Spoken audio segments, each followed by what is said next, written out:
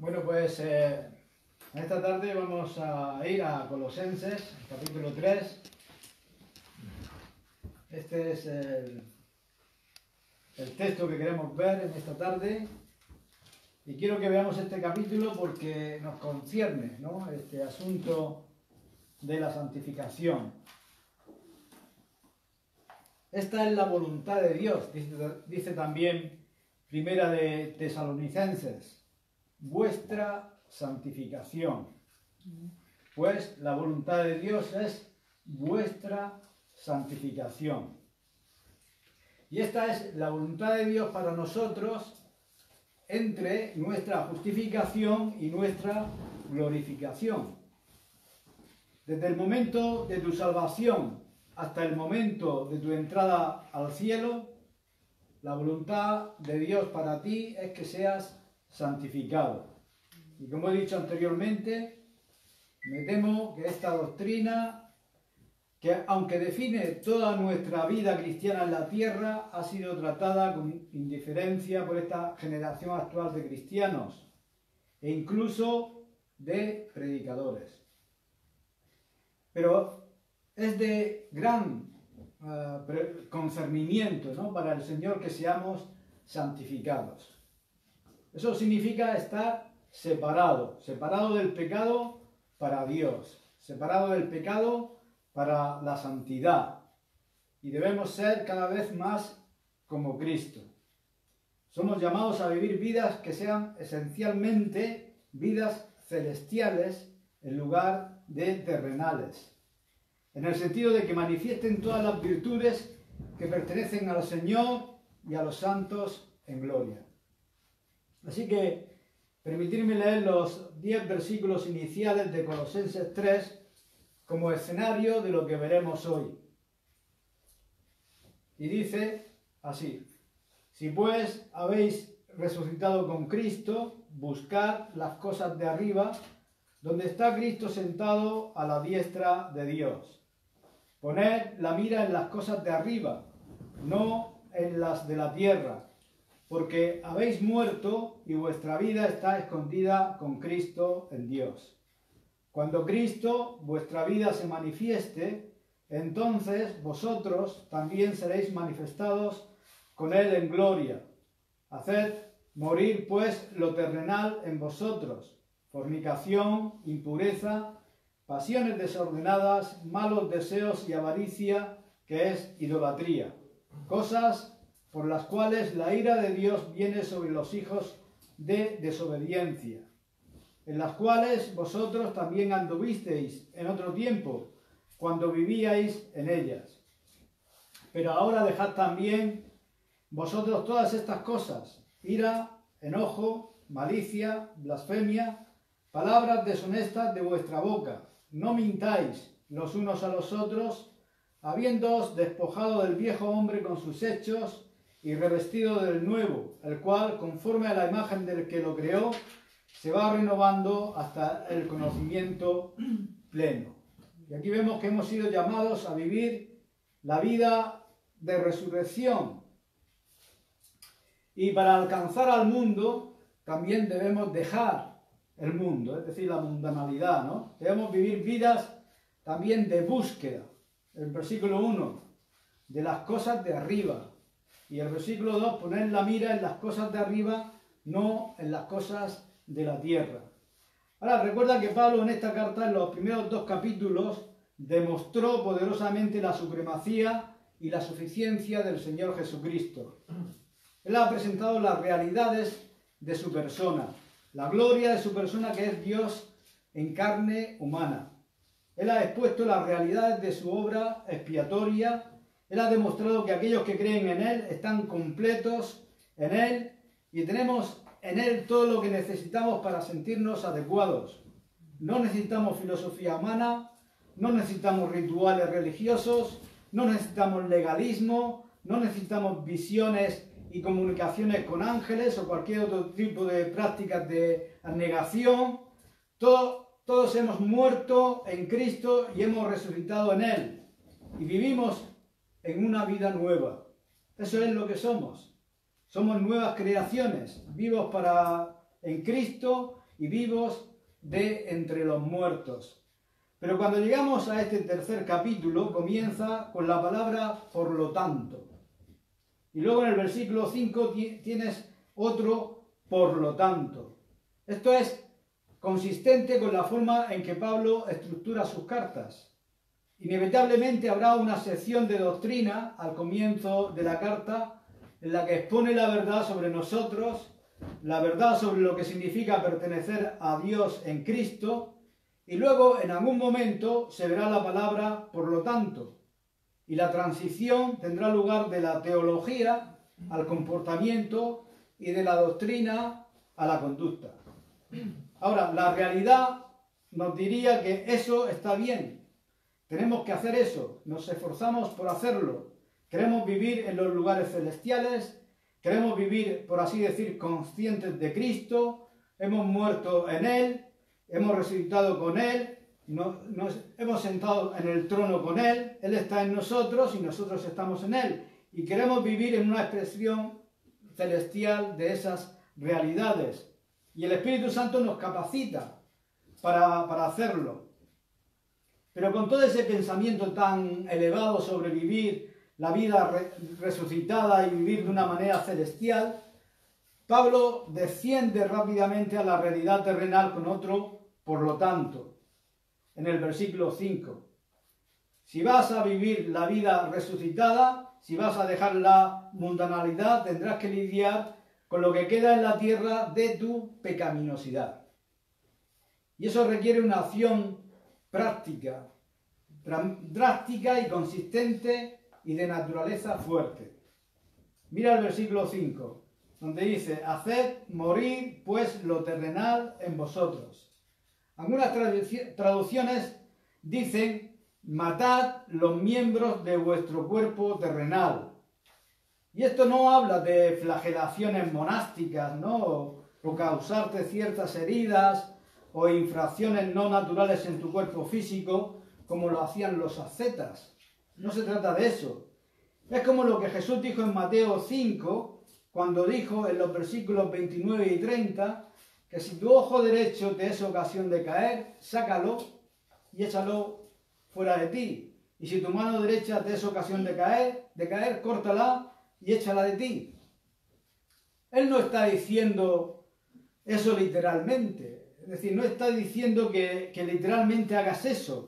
Lo que él está diciendo es lidiar drásticamente con cualquier cosa que haga que tu mano actúe de manera pecaminosa o que tu ojo vea de manera pecaminosa. Tratar drásticamente con las facultades de tu cuerpo físico que tienen una propensión hacia el pecado. Y eso es lo que está diciendo aquí. Cuando habla de matar en el sentido espiritual. Es como dice Romanos 8:13. Mas si por el Espíritu hacéis morir las obras de la carne, viviréis. Y si vas a vivir esta vida cristiana al máximo, debes hacer morir las obras de la naturaleza pecaminosa. Si vas a vivir la vida resucitada, tendrás que estar matando lo que amenaza eso, lo que te lleva al pecado. Somos nuevas criaturas en el interior, como dijo Pablo en Romanos 7, pero todavía nos queda carne en el exterior. Y los miembros de nuestro cuerpo, las facultades de nuestro cuerpo, pueden ser instrumentos de justicia o pueden ser instrumentos de iniquidad. Pero si somos nuevas criaturas, queremos asegurarnos de que sean instrumentos de justicia. Y así tenemos que estar matando los aspectos restantes de nuestra carne, y eso es parte de vivir la vida cristiana.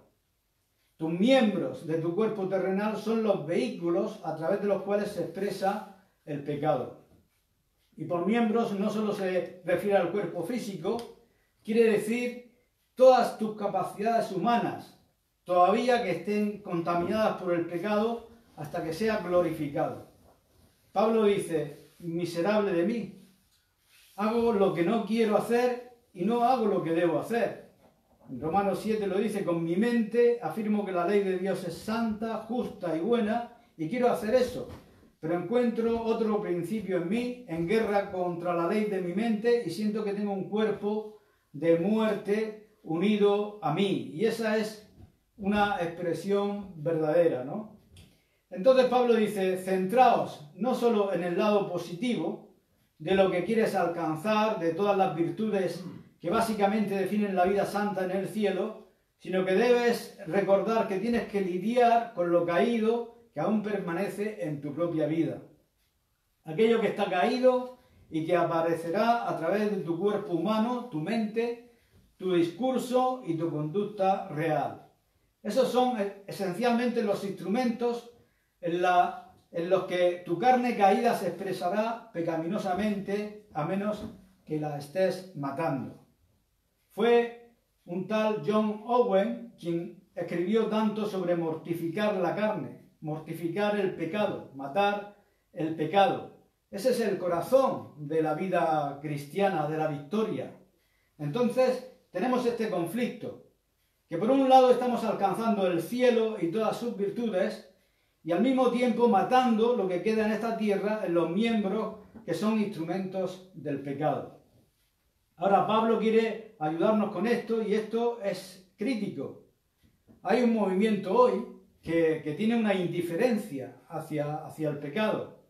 Puedes llamarlo antinomianismo, lo que significa que es una idea anti-ley, que hemos sido llamados a la gracia y que a Dios no le importan nuestros pecados. Dios nos ama, Jesús nos ama y no le importa si pecamos o no. Y creo que fue un teólogo llamado Bacheloret quien dijo, no importa lo que haga, Jesús me ama de todos modos. Y esa es una idea muy popular del cristianismo de nuestro mundo de hoy. Pero Pablo nos muestra que el Espíritu Santo, y por lo tanto Dios mismo, tienen una perspectiva muy diferente. No debemos ignorar el pecado, debemos matar el pecado, debemos considerar a los miembros de nuestro cuerpo terrenal como muertos al pecado. Y para ser específicos, quiere ayudarnos no solo con una lista de pecados con los que tenemos que lidiar, sino también que hay una cierta patología aquí que es muy útil. Hay dos listas de pecados, una en el versículo 5, puedes verlas allí, y la segunda lista está en los versículos 8 y en el versículo 9. La primera lista trata del amor pervertido y la segunda lista del odio pervertido. La primera lista trata de lo que hacemos, la segunda lista trata de lo que decimos. La primera lista es personal, la segunda lista es social. La primera lista es cómo nos sentimos y la segunda lista es cómo hablamos. Esas dos listas son muy importantes y actúan como instrucciones para nosotros, aunque ninguna de ellas es una lista exhaustiva de los pecados. Pablo da muchas listas de pecados en sus cartas. Ninguna de ellas pretende ser exhaustiva. Algunas de ellas son solo muestras de pecados característicos. Esto es eso, pero es más, porque dentro de estas dos listas hay una cierta patología que nos ayudará enormemente a mortificar el pecado. Veamos el catálogo número 1 en el versículo 5, donde dice: haced morir pues lo terrenal en vosotros, fornicación, impureza, pasiones desordenadas, malos deseos y avaricia, que es idolatría. Ahora, observa esta secuencia. Comienza con la acción del mal, la inmoralidad, y termina en la idolatría. Entonces fluye de la acción y regresa al motivo. Esa es la patología que verás aquí. Fluye de la acción y regresa al motivo. De hecho, regresa de la inmoralidad a la impureza, a la pasión, al mal deseo, a la codicia y a la idolatría. Ahora, déjame explicarte cómo funciona esta patología. La palabra inmoralidad se refiere básicamente a cualquier acto sexual ilegal. Y para simplificarlo, diré que solo hay un acto sexual legal, y es una relación sexual entre un hombre y una mujer que están casados. Eso es todo. Entonces, cualquier otra cosa que esa es ilegal y cae en la categoría de inmoralidad. Y lo diré de nuevo, Dios prohíbe cualquier actividad sexual aparte de un hombre y una mujer en el matrimonio. Pero vivimos en un mundo que hace ya mucho tiempo ignoró eso. Vivimos en un mundo donde prácticamente cualquier acto sexual entre personas de cualquier género no solo debe ser aceptado, sino que básicamente debe ser reconocido como un acto de identidad personal, real y auténtico. Pero Dios dice que el único acto sexual aceptable es entre un hombre y una mujer que están casados. Ahora, este comportamiento surge de la siguiente palabra: impureza. Impureza simplemente significa impuro, no es puro. Está mezclado. Las palabras de nuestro Señor en el capítulo 7 de Marcos nos ayudan quizás a ver esto. En Marcos 7 y el versículo 21, podemos comenzar en el versículo 20. Jesús dijo: lo que sale del hombre, eso es lo que contamina al hombre. Entonces, cuando ves el comportamiento contaminante, viene de algo de dentro del hombre. Versículo 21. Porque desde dentro del corazón de los hombres proceden los malos pensamientos, las fornicaciones, robos, asesinatos, adulterios, actos de codicia y de maldad, así como también el engaño, la sensualidad, la envidia, la calumnia, el orgullo y la necedad. Todas estas cosas proceden desde dentro y contaminan al hombre. El problema no está fuera de nosotros, está dentro de nosotros. La inmoralidad es el producto de los malos pensamientos. El sexo es en el comportamiento es el resultado de pensamientos sexualmente pecaminosos. Si controlas tu mente, controlas tu conducta sexual. Y recuerda que Pablo está diciendo esto a las personas que esencialmente habían venido a Cristo en un mundo pagano, un mundo completamente pagano en el que todo tipo de inmoralidad era aceptable. Tener concubinas en aquel tiempo era aceptable, tener mujeres para satisfacción sexual era aceptable, la pedofilia era aceptable, la homosexualidad era aceptable, las relaciones antes y fuera del matrimonio con prácticamente cualquier persona eran aceptables en el mundo antiguo y pagano. Y de hecho gran parte de ello era parte de algunas religiones. Habían prostitutas del templo asociadas con la adoración falsa para acomodar estas libertades de conducta inmoral. Entonces Pablo les está diciendo algo al mundo pagano que es francamente asombroso. El único comportamiento sexual aceptable es el que existe entre un hombre y una mujer que están casados. Eso es. Y si no quieres caer en la inmoralidad, entonces debes asegurarte de no tener pensamientos impuros, porque si cultivas pensamientos impuros, te expones a las cosas que producen pensamientos impuros. Obviamente estás jugando con fuego. Entonces pasas del comportamiento inmoral a lo que causa eso, que es el pensamiento impuro. Y luego la siguiente palabra es pasión. Y la pasión nos describe algo que está detrás de los pensamientos impuros. Es algo penetrante en lo más profundo de nuestra naturaleza, un término casi pasivo, algo que yace latente en nosotros y que refleja como un fuego en brasas, ¿no? Que puede convertirse fácilmente en llamas. Y luego detrás de eso está la palabra deseo malvado o el término deseo malvado. El deseo malvado se adentra un poco más en lo que realmente somos. Somos susceptibles a la pasión porque está incorporada en nuestra carne caída, es un mal deseo. Juan lo llama la lujuria de la carne, la lujuria de los ojos y el orgullo, la vanagloria de la vida. Santiago 1, 14 y 15 dice que el pecado comienza en esas categorías, en esas catacumbas, en esas profundas cavernas de la lujuria. Eso no es necesariamente algo que es estimulado por algo que vemos, es lo que somos. No nos estamos acercando al fondo de la cuestión aquí. Las personas tienen comportamientos inmorales porque tienen pensamientos inmorales. Tienen pensamientos inmorales porque tienen una propensión incorporada a inflamar en la dirección de la lujuria. Tienen esas pasiones porque hay un componente de deseo malvado dentro de cada ser humano. Está ahí y no se puede negar. Pero no hemos llegado al fondo de la cuestión todavía. ¿Qué activa el deseo maligno? ¿Que inflama la pasión? ¿Que conduce a pensamientos impuros y comportamiento inmoral? La siguiente palabra, que es codicia. Codicia. Ahora nos estamos acercando al fondo. Codicia. Algunas de sus traducciones lo ponen como avaricia. Esencialmente es la misma palabra. La avaricia o la codicia es el último pecado enumerado en el Decálogo, en los 10 mandamientos, pero realmente es el motivo básico de todo pecado. Es el último pecado en el Decálogo, pero es lo que está detrás de todos los demás pecados. Eso es lo que estaba detrás de la caída de Satanás.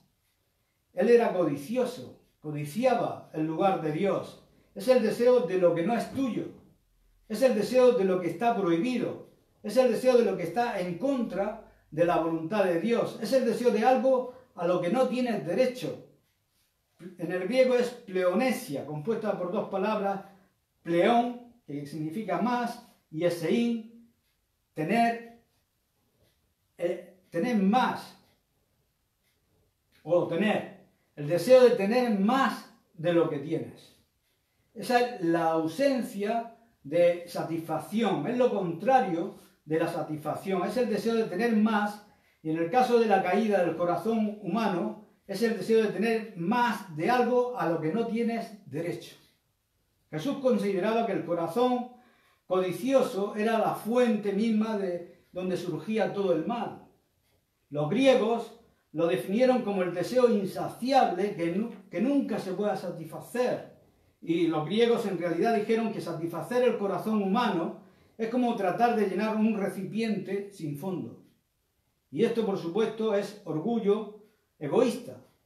Y cuando se dirige hacia el dinero, termina incluso robando. Cuando se dirige hacia la fama, termina alardeando. Cuando se dirige hacia el éxito mundano, termina en una ambición egoísta. Cuando se dirige hacia el poder, termina en explotación, intimidación y tiranía. Y cuando se dirige hacia una relación física con alguien, termina en pecado sexual. Es el deseo de tener lo que no tienes. Es una falta de satisfacción, es codicia. Escucha, todo pecado proviene de esto. La razón por la que cometes un pecado es porque has decidido que harás lo que no tienes derecho a hacer. Tomarás lo que no tienes derecho a tomar. Eso es el pecado. Y Jesús dijo que incluso en el deseo, en el anhelo, hay pecado. En Mateo 5 dijo, si un hombre mira a una mujer para codiciarla, ha cometido adulterio en su corazón. Hoy se escucha a la gente decir, bueno, yo soy una persona atraída por personas del mismo sexo, pero eso no es pecaminoso en sí mismo. Por supuesto que lo es. La atracción sexual opuesta es pecaminosa. La atracción hacia el mismo sexo es pecaminosa porque es un reflejo en el corazón de un deseo por lo que no tienes derecho a tener. Entonces, ¿hemos tocado fondo con la avaricia y la codicia? Todavía no. El final del versículo 5 viene lo que es. ¿Qué es idolatría? ¿Qué es la idolatría? La idolatría es adorar algo o a alguien que no sea Dios. ¿Es verdad? ¿Qué hay en la parte superior de los 10 mandamientos? El primero de ellos, no tendrás dioses ajenos. Entonces, la idolatría es la raíz de todo pecado. Ahora sí que hemos tocado fondo en este proceso patológico. La idolatría está en el fondo de todo pecado. Es cuando dejas de adorar a Dios y decides que te vas a adorar a ti mismo. Es como decir, no me someteré a ti como soberano. Quiero lo que quiero y seré soberano y no vas a decirme lo que puedo y no puedo tener. Yo determinaré lo que puedo o lo que no puedo tener. Aunque la codicia es el último de los 10 mandamientos, por definición es una violación del primero de los 10 mandamientos, el no tener otros dioses, especialmente tú. Eso es autoadoración. Ni siquiera es tanto la adoración sexual, o la adoración del dinero, o la adoración del poder, o la adoración de la fama es la autoadoración. Es lo opuesto a buscar primero el reino de Dios y su justicia, y todas esas cosas os serán añadidas. En lugar de buscar lo que es justo y lo que es la voluntad de Dios, buscas lo que tú quieres. Eso es idolatría. Ya reemplazado a Dios. Así es como funciona la patología del pecado. Te adoras a ti mismo, te vuelves codicioso para satisfacerte a ti mismo, comienzas a codiciar aquello a lo que no tienes derecho, y eso surge de tu deseo malvado, que enciende tu pasión y comienza a circular en tu mente y luego aparece en tu comportamiento.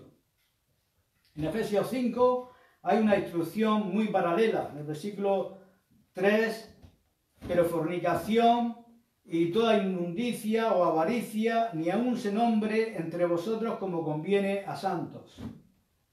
Ahí están las mismas palabras, 3 de las 5, y estas en la misma secuencia. La inmundicia proviene de la impureza, que proviene de la malicia, y nunca debe ser nombrado entre vosotros, como es apropiado de los santos. Estas cosas no pertenecen a ninguna parte de nuestra vida. El Señor se preocupa por estas cosas. Ni palabras deshonestas, ni necedades, ni truhanerías que no convienen, sino antes bien acciones de gracia.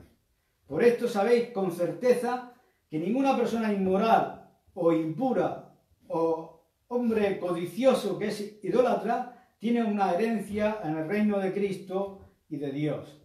Que nadie os engañe acerca de estas cosas con palabras vacías. Debido a estas cosas la ira de Dios viene sobre los hijos de desobediencia. Por lo tanto, no seáis partícipes con ellos, porque antes erais oscuridad, pero ahora eres luz en el Señor.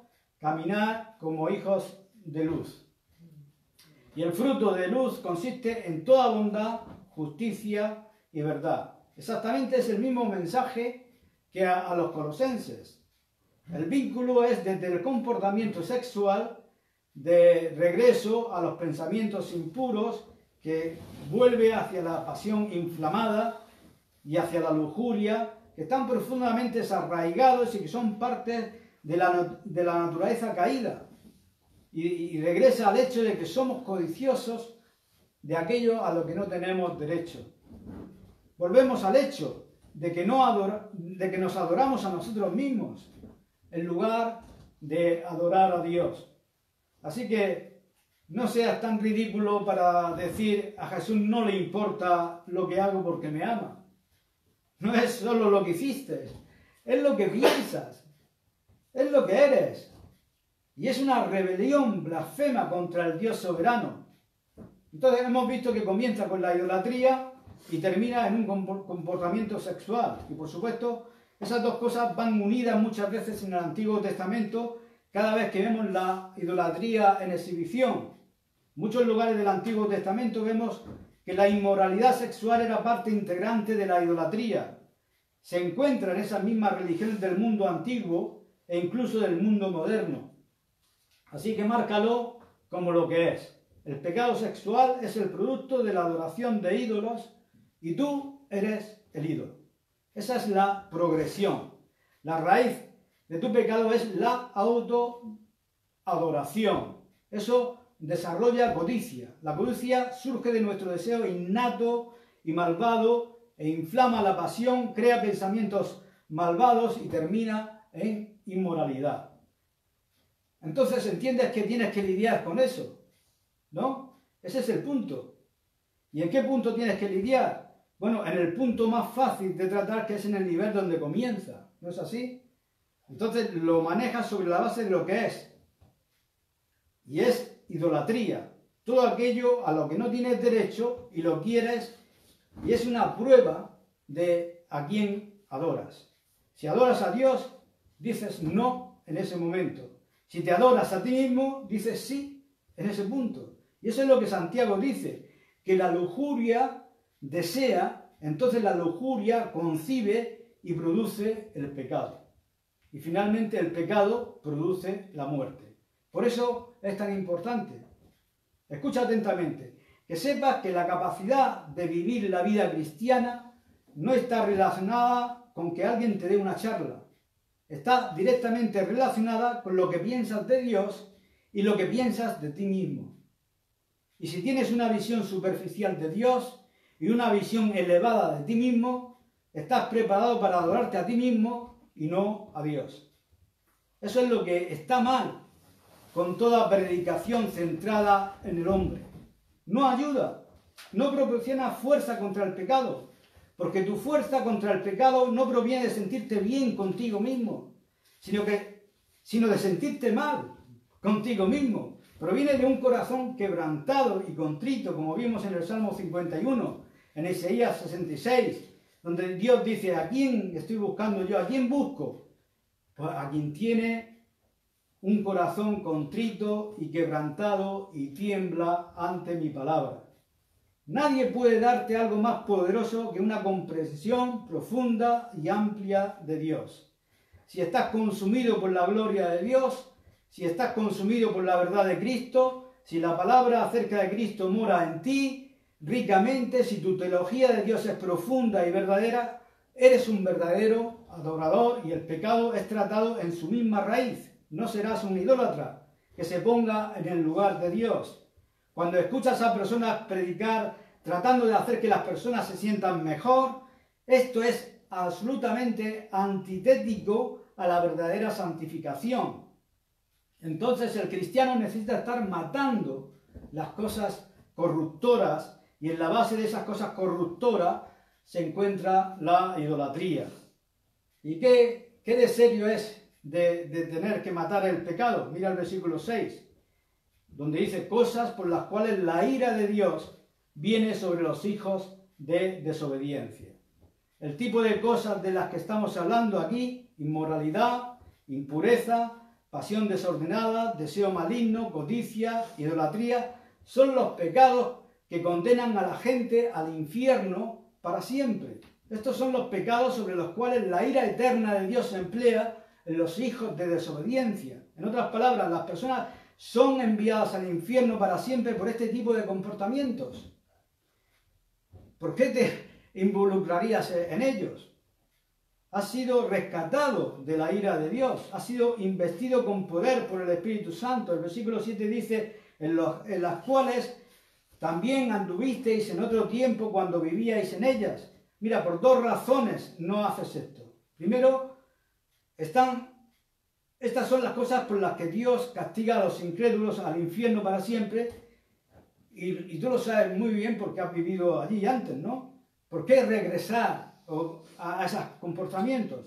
La actitud moderna de antinomianismo, la actitud moderna de tolerar cualquier tipo de pecado, no encuentra ningún apoyo en Dios en absoluto, porque debes vivir en las virtudes celestiales, debes mortificar el pecado hasta el fondo, el cual es idolatría, porque estas son las mismas cosas de las que Dios derrama su ira, la ira eterna de Dios, y estas son las mismas cosas de las que te salvó. Esa fue tu vida anterior. En 1 Corintios 6 dice: tales erais algunos de vosotros, pero has sido lavado. El versículo 11 dice: y has sido santificado. Y hay un segundo catálogo aquí en los versículos 8 y 9. El catálogo número 2 es odio pervertido. Y hay algunas cosas que debemos odiar. Todo pecado, toda injusticia, todo lo que ofende a Dios. Pero aquí hay un tipo de odio también dirigido a las personas. Y por eso dice: pero ahora dejad también vosotros todas estas cosas: ira, enojo, malicia, blasfemia, palabras deshonestas de vuestra boca. No mintáis los unos a los otros. Este es el catálogo número 2. Aquí comienza de la manera opuesta. El primer catálogo comenzó con el hecho, el acto, y volvió al motivo fundamental. Aquí comienza con el motivo y avanza hacia el hecho. El motivo es odio, que se convierte en ira, que libera malicia, que se convierte en calumnia, en lenguaje abusivo y en mentira. Pablo dice en el versículo 8: pero ahora dejad o poned todo esto a un lado, despojaos de estas cosas. Es un verbo que se usa para tirar la ropa sucia. Quizás es una imagen de la vida de los primeros cristianos. Cuando se bautizaban, iban y se quitaban su vieja vestimenta exterior y se iban a las aguas a bautizarse. Y luego cuando salían, pues recibían una nueva túnica blanca como símbolo de que estaban vestidos con la justicia de Cristo. Y Pablo dice, debes dejar a un lado el viejo estilo de vida. Y en esta categoría en particular nos está hablando de lo que hacemos, no nos está hablando de lo que hacemos, sino de lo que decimos. La capacidad viciosa que tenemos de usar nuestro miembro verbal para pecados violentos. Y mira aquello que sale de la boca. Y va hasta donde surge, ¿no? Enojo, ira, orge, que es en el griego el fondo de toda hostilidad ardiente. Eso también es un producto de la autoadoración. Alguien que te ofendió realmente y tú te lo tomaste en serio como si fuera tan importante, y tu ira profunda y ardiente, que es idolatría, y eso hace que tú te adores a ti mismo y no a Dios. Estás en ira. Eso es zumos en el griego. Eso es un resplandor de furia repentina. Empiezas entonces con esta ira profundamente arraigada en tu corazón, que se adora a sí mismo y explota. Los griegos usan esta palabra para describir el tipo de fuego que quemaba hierba o paja rápidamente. La ira profunda estalla en ira y conduce a la malicia, un término general para el mal moral. Es simplemente malvada en su sentido más amplio. Y eso tiene que ver con la forma en que hablas. Lo que está mal en tu corazón, una intención malvada que da como resultado calumnias. Esta es la palabra para blasfemia, y no solo a Dios, sino a personas, difamando a las personas. Esto es parte de nuestra sociedad, ¿no es así? En mi vida cada vez más prolongada no he visto tantas calumnias como en estos días. Y no es solo en la cultura, es incluso entre los evangélicos, entre comillas, que se están calumniando unos a otros por cuestiones como la identidad, las distinciones étnicas, raciales. Es una expresión terrible, terrible de la ira profundamente arraigada, que es parte de nuestra naturaleza caída restante. La calumnia produce discursos abusivos, discursos que son abusivos. Y tomándolo prestadas las palabras de Pablo en Efesios, donde dice en el versículo 29 del capítulo 4, que ninguna palabra corrompida salga de vuestra boca, sino la que sea buena para la necesaria edificación, a fin de dar gracia a los oyentes. Así que quítense de vosotros toda amargura, enojo, ira, gritería y maledicencia y toda malicia. Exactamente las mismas palabras que vimos en Colosenses, donde dice, antes ser benignos unos con otros, misericordiosos, perdonándoos unos a otros, como Dios también os perdonó a vosotros en Cristo. Y debemos estar llenos de perdón, no acusar constantemente a todos. Este es un lenguaje inaceptable, abusivo, obsceno y blasfemo, que blasfema contra otras personas. ¿Por qué pensaríamos por un momento que el Señor estaría complacido con eso, sin importar lo que pensemos, que lo justifique? Escucha lo que nuestro Señor dijo en Mateo 12. Él dijo, generación de víboras, ¿cómo podéis hablar lo bueno siendo malos? Porque de la abundancia del corazón habla la boca. El hombre bueno del buen tesoro del corazón saca buenas cosas, y el hombre malo del mal tesoro saca malas cosas. Mas yo os digo que de toda palabra ociosa que hablen los hombres, de ella darán cuenta en el día del juicio. Porque por tus palabras serás justificado y por tus palabras serás condenado. Deberíamos estar hablando de lo que es edificante, lo que es reconfortante, lo que es alentador, lo que es virtuoso, lo que es piadoso. Pero si hay enojo profundamente arraigado en nuestros corazones, eso se manifestará en ira y se manifestará en maldad, que se mostrará en calumnias y en blasfemias contra otros. Y luego en el versículo 9 dice, no mintáis los unos a los otros. La mentira. La verdad pasará a un segundo plano en nuestra agenda y diremos lo que sea que necesitamos para expresar nuestro enojo o nuestra propia adoración. Mentiras. Las mentiras son como protectores de la autoadoración. Satanás mintió engañando a Eva. Adán y Eva le mintieron a Dios, tratando de evadir la responsabilidad. Caín le mintió a Dios sobre su hermano. Abraham le mintió a Sara. Sara le mintió a los ángeles. Sara le mintió al rey de Gerar. Isaac mintió negando que Rebeca fuera su esposa, o Abraham también lo hizo. Rebeca mintió en la conspiración contra Esaú. Todavía estás en el libro de Génesis y ves que todo el mundo ya era un mentiroso. Ni siquiera ha salido del libro del Génesis y ves todo esto. ¿Por qué? Porque Satanás es el padre de la mentira. Y Pablo está horrorizado de que seamos tan idólatras como para vivir con un enojo ardiente que se desata en ira hacia las personas e incluso conduce a mentir para cumplir el propósito tuyo. Pablo está horrorizado de eso. Debemos estar mortificando esas cosas. Y será mejor que empieces desde abajo con todo el tema de la autoadoración. Tu ira está relacionada con la autoadoración y está como en brasas hasta que algo viene y la aviva. Deberíamos estar marcados incluso cuando estemos realmente ofendidos por el perdón. Jesús dijo 70 veces 7.